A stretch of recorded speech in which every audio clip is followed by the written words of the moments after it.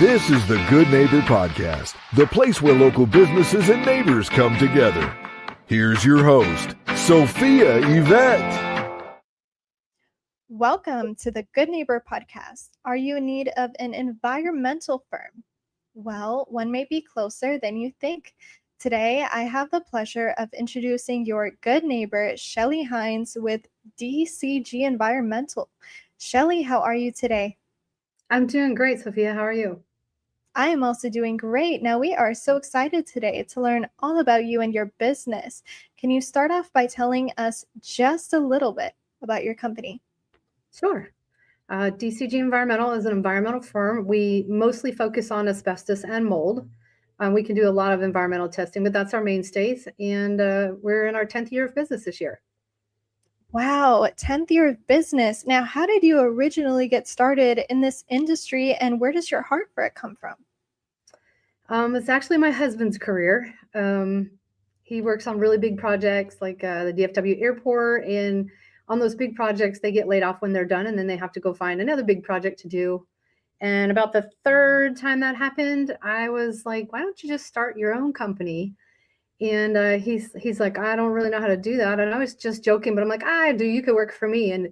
We kind of laughed about it, but then we kind of got serious about it. And we're like, yeah, what would happen if we started our own company? And so we just kind of jumped in. I didn't know anything about this industry or asbestos or mold, except for, hey, honey, how was your day? And what did you do today? And why did you do it like that? Like, I have a very curious mind.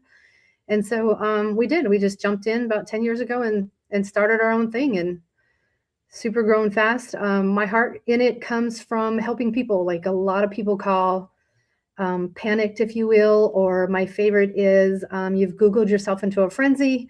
You know, there's a lot of things out there about asbestos and mold that scare people when they're not familiar or know about it. And so that's my favorite part, is just calming people down, giving them the regulations, the rules, the truth. You know, can it be dangerous? Sure. In real big extreme cases, if you know how to handle it and protect yourself, then everything's fine. And I really love helping building owners negotiate on price based on these two things, keeping people safe in their businesses or their offices while they're working all day. And then homeowners and with new babies are my favorite, because those are the ones that are usually really the most scared about these two topics. And we just make it easy for them. Wow. Well, you know, safety is always number one, and getting into things deeper here. When it comes to mold, what is that number one myth or misconception you come across in your industry?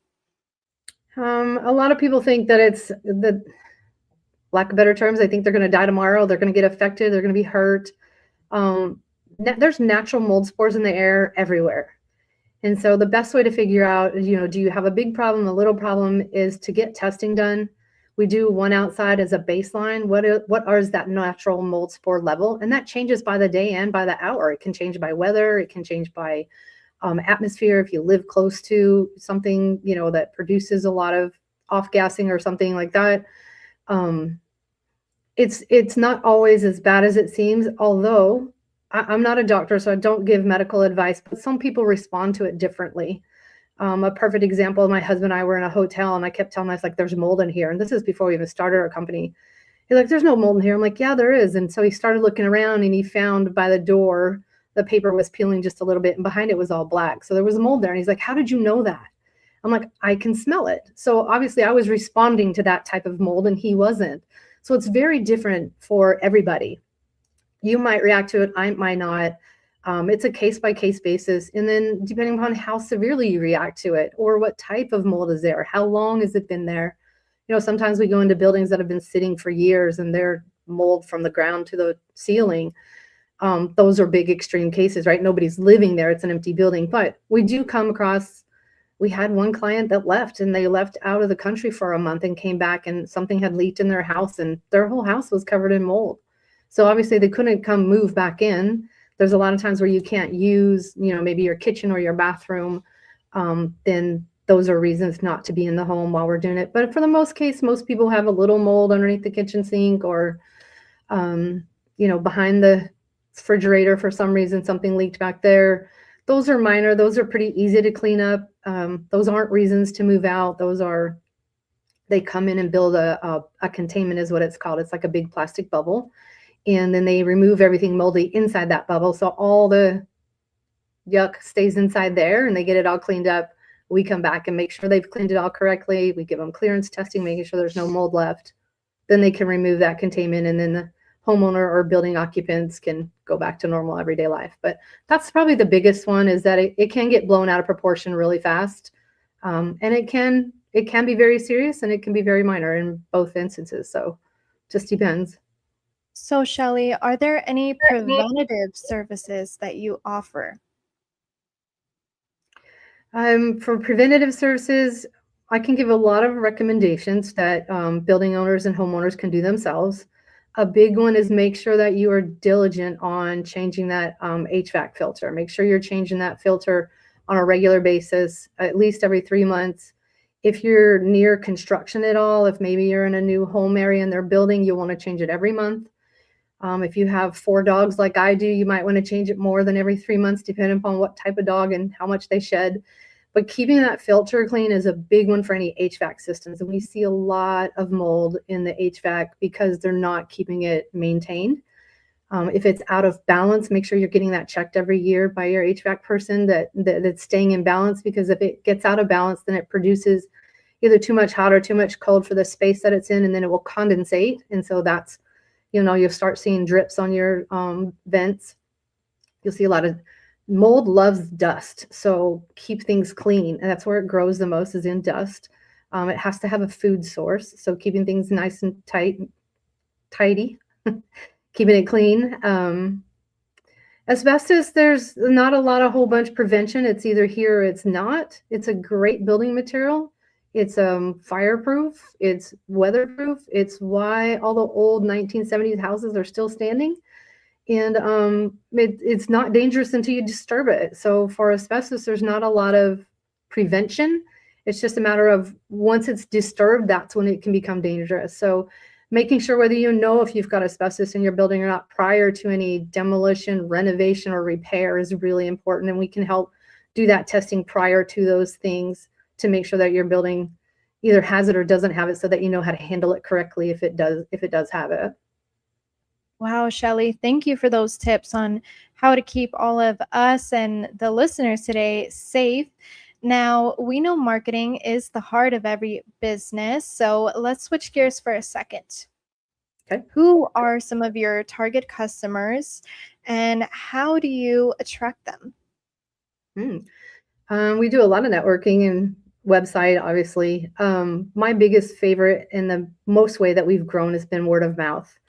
We're very honesty, integrity, responsibility are my key words, and I hire and fire for those. So my team is full of people that have that. And so when we're in a person's building, we treat it like it's ours, or we treat it like it's our own mother's or grandmother's, so that we are in it for the heart and not in it for the dollar. We've grown a lot just by word of mouth. One client here, and then they've loved what we've done. But then really good clients for us are building management, anybody that owns a building or a home, anybody that's managing an office or even an office building, like multiple tenants, to where we can help when a tenant flips out. So if it's an apartment complex and somebody new is going to come in, sometimes we can do that testing prior to the new tenant coming in, making sure that everything's clean and safe. If it's commercial buildings, then we can, if they want to change it for the next tenant coming in, maybe they want to put in a wall or take out a wall or change the flooring. It is a Texas state law that anytime you remodel, repair, or demo a commercial building, you have to have an asbestos test, no matter when it was built. You could have built it yesterday. If you're changing it today, you have to have that test.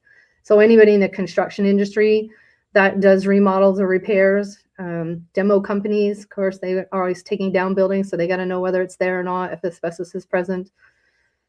So anybody that has a building or an office or a home pretty much is a good client for us. But we partner a lot with management companies, homeowners, and we do bill their insurance company if we need to. So that's another plus, that we can go direct to the insurance company as long as they approve it.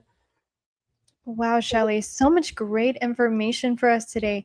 Now, with all this education you have to share, have you ever thought about having your own podcast for the business?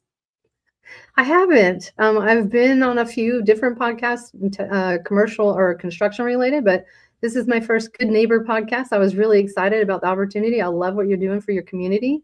But now you've got my brain spinning. Maybe I need to throw something in there like this. Well, Shelley, we are almost out of time today, so I only have time to ask you one more question, and that is, where can our listeners go to learn more about DCG Environmental? Just like that, dcgenvironmental.com is the easiest way to find us. Our phone number is 972-876-0008.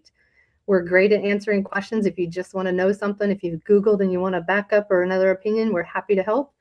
And that's the easiest way to find us is our website. Well, Shelley, I really appreciate you being on the show today, and we wish you and your business the best moving forward. Thank you so much. Thank you for listening to the Good Neighbor Podcast. To nominate your favorite local businesses to be featured on the show, go to gnpfrisco.com. That's gnpfrisco.com. Or call 469-221-9345.